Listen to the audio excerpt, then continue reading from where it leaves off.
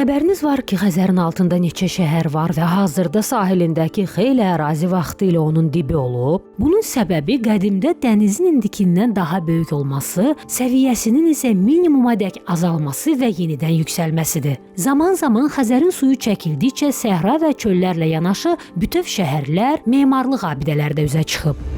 Dənizin Azərbaycana aid hissəsində aşkarlanan belə tikililərdən biri Bayıl qəsridir. Bakının Bayıl burnu yaxınlığında yerləşən memarlıq abidəsi müxtəlif mənbələrdə Bayıl qalası, Səbail qalası, Sualtı şəhər, Karvansara, Bəndər qələ və digər adlarla qeyd edilib. 13-cü əsrdə inşa edilən qəsr 1306-cı ildə güclü zəlzələ zamanı bütünlüklə suya batıb. Abidə yalnız 18-ci əsrdə Xəzərin suyunun çəkilməsi nəticəsində üzə çıxıb. 1939-1969-cu illərdə həyata keçirilən arxeoloji tədqiqat nəticəsində isə qəsrin ərazisində divar uçuqları altından və su dibindən 700-dən çox yazılı daş kitabə çıxarılıb.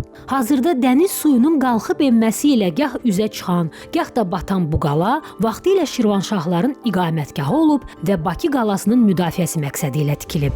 İndiki Gürgən qəsəbəsi də bir vaxtlar Xəzərin altında qalan və sonradan üzə çıxan qədimi şəhərin ərazisidir. Pirallahı rayonunun inzibati ərazi vahidi olan qəsəbə Zirə kəndindən şərqdə yerləşir. Qədim Gürgan şəhərinin əsasını bir vaxtlar burada məskunlaşan Girgan tayfası qoyub.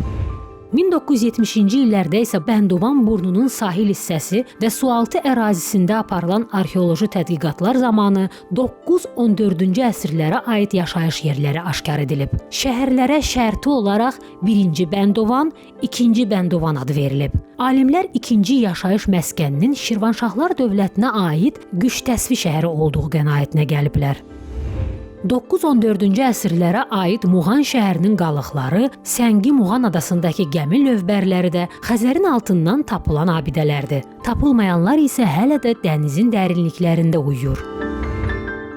Sözün qısası, Xəzər coşanda mövcud sivilizasiyaları udur, sakitləşəndə isə tarixin bizə bəlli olmayan üzünü aşkara çıxarır.